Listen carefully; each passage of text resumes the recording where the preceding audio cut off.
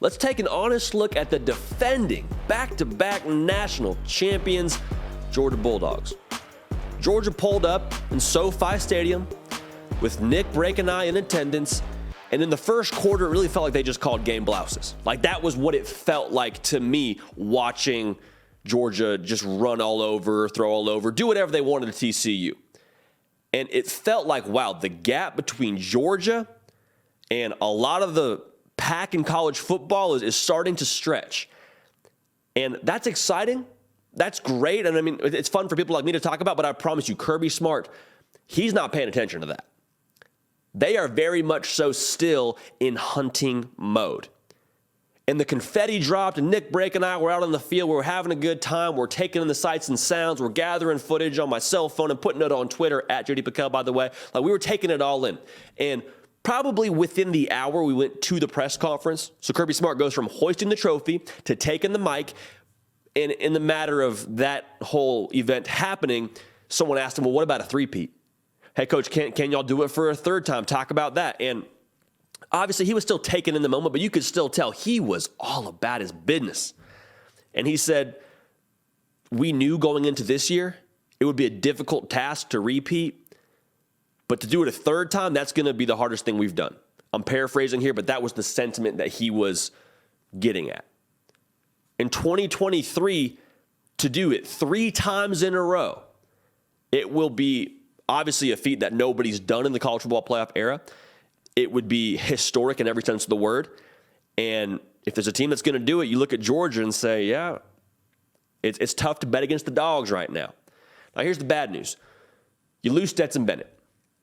And while Stetson Bennett wasn't the catalyst to your 2021 national championship, he definitely was for the 2022 national championship. And Kirby Smart has yet to win a national title without Stetson Bennett. Far be it from me to say it can't be done. I am not saying that by any stretch of the imagination. But by definition, Kirby Smart has yet to have the opportunity to do it, or more or less have the opportunity to do it going forward without Stetson Bennett. Like, he's won every national title with Stetson Bennett. That's the bad news. You lose your QB. The good news is you have Carson Beck, Brock Vandagriff, Gunnar Stockton, all in-house, all highly touted quarterback recruits.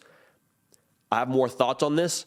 Hang tight. If you haven't yet subscribed, would love to have you a part of this program. The people show everything that you know and that we all love about this beautiful game does not stop on this channel every single day. We got you. Also, follow me on Instagram and on Twitter at JD Piquel. As I was saying, you got Brock Vandagriff, Gunnar Stockton, Carson Beck, all highly touted quarterback recruits. And while Stetson Bennett, I believe, has a very strong case to be considered the GOAT, the greatest of all time, in Athens, Georgia. If you don't agree with me, ask Kirby Smart. You will upgrade from a talent perspective at the quarterback position. Now, Stetson Bennett, credit to what he did to develop at Georgia and the way that he took strides in that system and just became a Heisman finalist, honestly, at the end of his time there at Georgia. But just purely based off of what God gave you, Carson Beck, Brock Vandagriff, Gunnar Stockton, projecting at least, have more of that in-house. So that's encouraging. So it's going to be a tall task. It's going to be difficult to replace, quote-unquote, a Stetson Bennett, but from a tools perspective, cupboard is stocked. Now, the strength of Georgia, I believe, is their structure and their process and what they do in-house.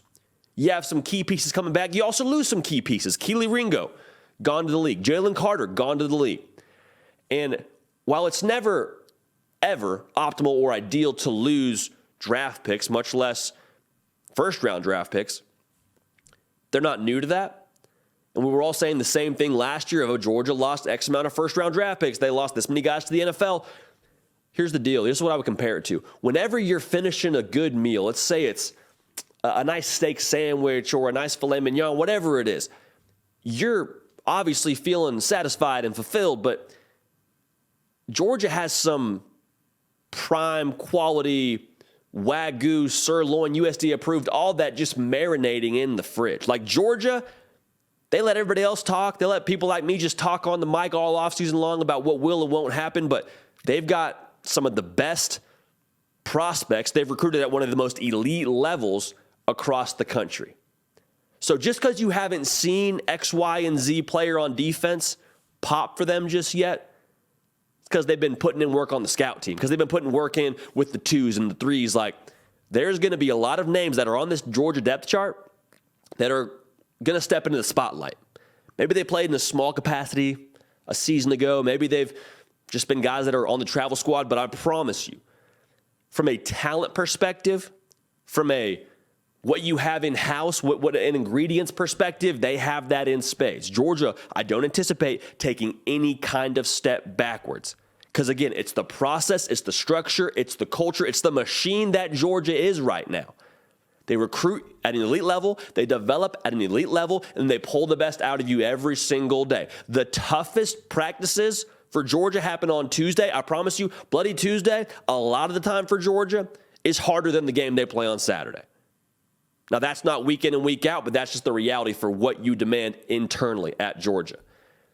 And so 2023, it comes with a ton of external pressure. Everybody and their mama wants to talk about doing a three-peat and being able to win another one, and what would that mean for the legacy and all this, that, and the other. That's a lot of external pressure. I promise you, it is not more than what is being demanded internally in Athens, Georgia. Winter conditioning, would not wish it on my worst enemy, and I promise you they're getting after it in a ridiculous way right now in Athens. They're going to pull the absolute best out of each and every individual on that roster and on that staff, because that's what Kirby Smart does. I read an article the other day talking about how Kirby Smart confronts and then demands. That's what great leaders do. May not always make you the most likable guy in the moment, but I promise you, every single person will be and is better because of Kirby Smart. And if you win titles, like you're pretty good too.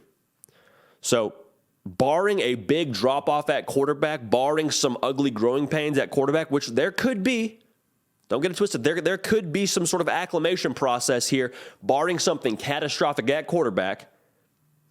They've got tons of peace offensively. Brock Bowers, Dominic Levitt from the portal. They've got a lot of pieces. Georgia, I believe, is going to be just fine. I fully expect them to be right back in college football playoff contention when the fall rolls around.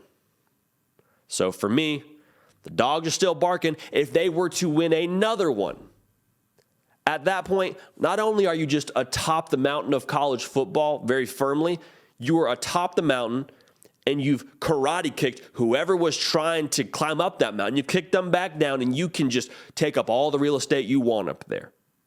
People talk about challenger for the crown and trying to take the throne all the time, but when you plant your flag atop 3 times in a row, you can start to build a fence around that mountaintop. You can really stake your claim and claim a lot of that real estate with the Georgia G on it. So keep an eye on the dogs. They are still barking. The quest for the three-peat began the day after the Natty. We appreciate you rocking with us. Nick, Break, Lifting Heavy. This is your show. Subscribe to the channel. We want you a part of this whole interaction, this whole community that y'all have allowed us to cultivate, so we thank you for that. Follow me on Instagram. Follow me on Twitter at JDPikel. Interact. Hit me in the DMs. We'll have a good time. We're going to keep the party rolling, and we will see y'all next time. Hey y'all, thanks so much for watching. Subscribe to the channel here to make sure you don't miss an episode of The Hard Count. Also be sure to check out other videos on the On3 YouTube channel.